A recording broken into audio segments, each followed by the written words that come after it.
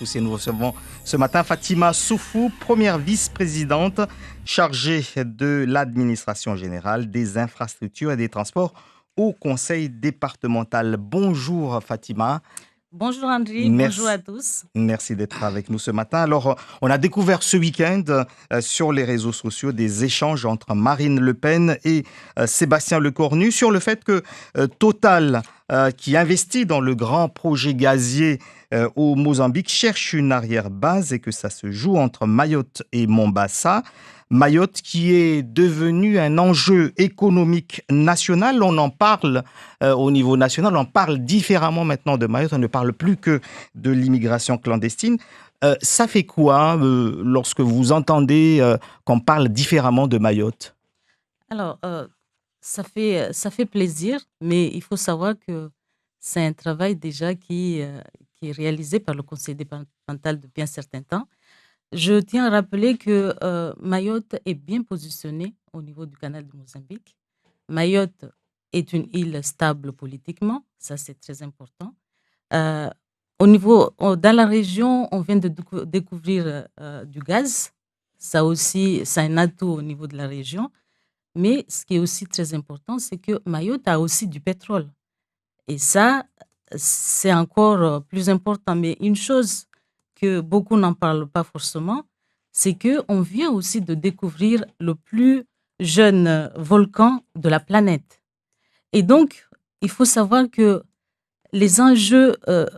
tous les enjeux du monde se jouent actuellement à Mayotte. Les Maoris doivent être conscients de cette situation. Et rien ne doit se faire sans les Maoris. C'est pourquoi nous avons anticipé sur ces aspects en travaillant sur des schémas qui nous permettent de soutenir notre économie. Mais avant de parler de notre schéma, je veux dire un mot sur le projet de Mozambique. Il est vrai que nous travaillons sur ce projet pour qu'on puisse être la base arrière. Et il faut savoir que tout repose sur notre quai numéro 1 au port. Et c'est un travail qui est déjà commencé et je remercie le préfet qui nous soutient fortement sur ce projet. On a déjà eu une première réunion. Nous avons désigné un chef de projet qui est M. Toymar, notre DGS au conseil départemental. Nous travaillons en étroite collaboration avec la DEAL, avec M. Christophe Troulet. Donc, il faut savoir, c'est un projet, c'est un travail de plus de 25 millions d'euros qu'il faut débourser pour mettre aux normes notre quai. Il y a eu un premier diagnostic sur ce quai qui était alarmant. Le préfet a fermé ce quai, mais nous avons demandé un deuxième diagnostic qui nous révèle qu'il y a moins de problèmes qu'on l'aurait cru initialement. Nous allons faire quelques travaux et on espère que très rapidement, le préfet va ouvrir ce quai.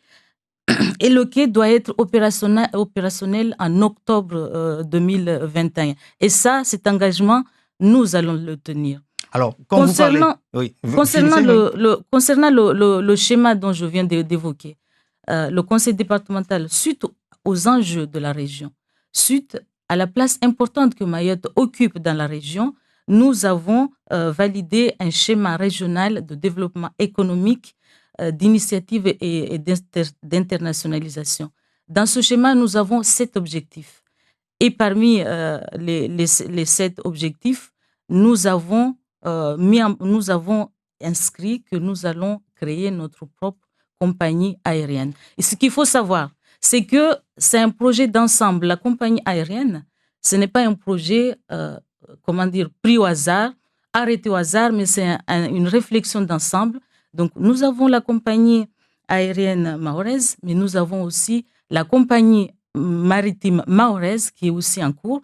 Et il faut savoir aussi que nous sommes en train de réfléchir pour créer aussi la banque mahoraise.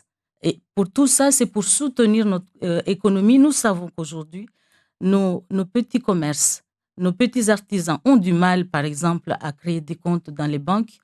Nous savons que toutes ces structures sont détenues par pas des étrangers forcément, mais des personnes extérieures, des personnes qui ont d'autres intérêts que ceux des Maoris. C'est pourquoi nous voulons soutenir notre compagnie, notre économie, en créant nos propres structures, en prenant la main sur les principales structures à Mayotte. Donc, c'est un travail d'ensemble de créer une compagnie aérienne, de créer une compagnie maritime, de créer des banques pour faire en sorte à ce que notre économie décolle. On ne peut pas freiner les Mahorais éternellement. Et j'invite les Mahorais, chacun dans son domaine, à prendre des initiatives, à savoir qu'un travail est en train de se faire et ce travail se fait. Alors, Madame Fatima Soufou, merci de nous avoir présenté les choses comme ça, mais l'impression justement des Mahorais, c'est de ne pas être assez associés lorsqu'ils découvrent, par exemple, ces enjeux à travers des échanges sur Twitter entre Marine Le Pen et Sébastien Lecornu. On se demandait, mais où sont les élus mahorais? Qu'ont-ils fait pour parler de ça aux Mahorais? On a l'impression que les Mahorais découvrent ça du jour au lendemain. Est-ce que c'est parce que vous ne communiquez pas assez? Est-ce que c'est parce que vous ne souhaitez pas communiquer assez sur ces enjeux économiques énormes qui concernent pourtant le département? Je peux dire, il se peut qu'il y ait une déficience de communication au niveau du CD, mais ce qu'il faut noter, c'est que chacun dans son domaine, Mhm. nous sommes plusieurs vice-présidents, chacun dans son domaine communique à son niveau, et il est vrai peut-être qu'il manque une sorte de coordination. Mais ces enjeux-là, nous en sommes conscients. Si nous sommes arrivés à mettre en place ce schéma, c'est que ce travail-là a été fait, mais effectivement, il faut trouver beaucoup plus d'espace de communication. C'est pourquoi j'en profite pour vous dire que le projet concernant la compagnie aérienne, nous avons eu les expertises. On aurait pu, organiser une réunion à huis clos, comme je le dis, et décider. Mais nous avons souhaité partager ces informations avec l'ensemble de la population. Nous souhaitons avoir des retours de l'ensemble de la population sur ces études. Rien n'est secret, tout a été publié. Et c'est une première déjà, ces études concernant l'aviation, parce que pendant longtemps, on se posait la question, est-ce que l'aviation relevait du conseil départemental? Est-ce que ce n'est pas seulement un sujet de l'État? Mais justement, ces études nous a confirmé ce qu'on pensait déjà, que c'est bien notre mission et que nous avons notre part de responsabilité dans l'aérien de Mayotte. Et l'objectif, justement, c'est de donner de l'air dans l'aérien. Mhm. C'est donner de l'air et essentiellement par rapport au prix. Alors, vous avez aussi, vous vous êtes rendu compte qu'après ces réunions, il y a eu quelques railleries, quelques moqueries par rapport à ce que vous avez présenté, puisque certains se disaient déjà qu'on n'arrive pas à bien gérer la barge STM et on se lance sur des projets beaucoup plus ambitieux qui est la compagnie aérienne. Par ailleurs, Air Austral n'a jamais voulu vendre EWA. D'après un autre confrère qui a enquêté dessus. Donc, comment est-ce que vous le prenez au sérieux et la population, elle est un peu sceptique par rapport à tout ça? Je comprends qu'on est dans une période où il y a beaucoup de doutes, Mhm. beaucoup de critiques, et c'est normal. C'est normal de se poser la question. La preuve déjà, ne serait-ce avec la pandémie, c'est pas comment dire, épanouissant. Mais concernant donc ces projets-là, ce sont des projets que nous y croyons et nous demandons à la population de Mayotte d'y croire fortement. Je rappelle que nous avons une étude qui est subdivisée en 3 lots. D'abord, c'est de connaître les freins, qui fait que jusque-là, on n'a pas pu décoller au niveau de l'aérien et voir les améliorations possibles. Et ça, cette expertise a été prolongée par une étude sur le prix du kérosène et une autre étude sur le hub, faire en sorte à ce que Mayotte soit une plaque tournante au niveau de la région. Et c'est possible, par rapport à ce que j'ai dit au début. Sur Et, le placement géographique. voilà, sur le placement géographique. Et enfin, la création d'une compagnie mahoraise aérienne. Et ça, c'est une réalité.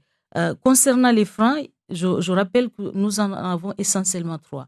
D'abord, il faut savoir qu'on a une piste qui n'est pas assez longue pour certains avions. 2600 mètres, apparemment, c'est peu. Nous avons aussi un kérosène qui est très cher, 55% plus cher qu'ailleurs. Ça, il faudra qu'on y travaille. Et aussi, il y aurait des autorisations qui manqueraient pour pouvoir voler dans les régions. Et ça, ce travail-là, il a fallu travailler avec des études bien pointues et travailler à côté aussi pour voir comment on peut améliorer ces freins. Et c'est ce travail-là qui est en train de se faire. Et je sais qu'on y arrive, on va y arriver. Et il faut y croire. On ne peut pas ne pas y croire. Aujourd'hui, avec tous les enjeux qui se jouent dans notre région, nous devons y croire et d'avancer. Alors, si Mayotte devient cette base arrière, par exemple, de Total dans les prochaines années, est-ce que ça garantit, là, l'allongement de la piste? Ça sera concret? C'est quelque chose qui se fera enfin? Ou on va encore nous dire qu'il faut peut-être encore mesurer l'opportunité, faire des études pour voir si c'est possible? Alors, moi, je crois à l'homme et à la personne. Mhm. Le président de la République est venu ici en 2019 et il s'est engagé. Il s'est engagé pour que tout... À l'époque, tout... Jacques Chirac aussi s'était déjà oui, plus ou moins oui, engagé. mais ce que je peux vous dire aujourd'hui, c'est qu'il y a déjà eu des réunions de travail sur ce point pour faire avancer le dossier. Nous avons un chiffre de 250 millions d'euros qu'il faut avancer rapidement pour aller dans le bon sens dans ce dossier. Et la préfecture, je pense, va nous convier d'ici le 11 décembre pour un autre copil pour faire le point sur ce projet. Encore une fois, moi, je veux y croire et il faut y croire. Il est vrai que, voilà, il y a eu des ratés il y a quelques années sur ce dossier, mais tel que c'est parti avec les engagements réalisés, avec aujourd'hui des marchés déjà lancés, au moins 4 qui sont lancés actuellement, c'est un projet qui a démarré. C'est pas qui va démarrer, mais qui a déjà démarré pour qu'on puisse avoir notre piste longue dans les meilleurs délais. Et nous sommes à côté, nous sommes derrière pour rappeler au préfet régulièrement à sa responsabilité, parce qu'effectivement, c'est la responsabilité du préfet, de faire aussi respecter la parole du président de la République, M. Macron. Alors, comment faire pour que les Mahorais soient acteurs de son développement économique? Puisque là, vous parlez de projets donc très ambitieux. Il faut que les Mahorais soient préparés, il faut que les Mahorais s'investissent également. Mais quand on voit en ce moment comment les choses se passent à Mayotte, l'éducation des élèves n'est pas toujours garantie à Mayotte pour qu'ils poursuivent des études d'ingénieurs, etc. Et surtout qu'ils reviennent. On sait qu'il y a toujours cette problématique de l'attractivité à Mayotte. Et il y a également à côté, même si ce n'est peut-être pas aussi grave vu les enjeux, mais il y a quand même l'insécurité qui pose encore des problèmes. Comment est-ce que vous voyez l'avenir des Mahorais aujourd'hui, si vous voyez un jeune, pour qu'il devienne acteur du développement de son pays? Alors, le jeune aujourd'hui, on doit lui donner un message de positivité, un message de confiance. Et pour ça, évidemment, il faut passer par l'éducation. On ne peut pas faire autrement. Et je suis persuadée que le travail est fait à chaque niveau pour que ça soit possible. Il faut un peu plus, il faut des pilotes maintenant, du coup, il faut justement, j'allais en venir. Dans ce projet, justement, il y a un projet de hangar qui est prévu. Et dans ce projet de hangar, essentiellement, nous allons mettre en avant la formation de nos jeunes pour qu'ils soient de mes pilotes, pour qu'ils puissent connaître tout ce qui est dans le réseau de l'aviation. Et ce travail-là est acté. Et ce travail-là, peu importe l'orientation qu'on prendra, que ce soit compagnie propre ou bien EWA, mais cette formation-là se fera. Et c'est par les formations à tous les niveaux à Mayotte qu'on pourra faire élever le niveau des Mahorais. Mais aussi, c'est de se dire, ça se passe déjà aujourd'hui, que les jeunes, même les moins jeunes, qu'on ose entreprendre. Et justement, quand on se réfère à notre schéma, nous soutenons fortement l'entrepreneuriat à Mayotte. La preuve, pendant cette période de pandémie, nous avons fortement soutenu nos entreprises pour ne pas, pour ne pas qu'elles meurent. Et c'est une réalité. Et à travers ces soutiens, c'est aussi la formation. C'est aussi la formation que nous assurons au quotidien. Merci Fatima Soufou d'avoir été l'invitée de Zakweli.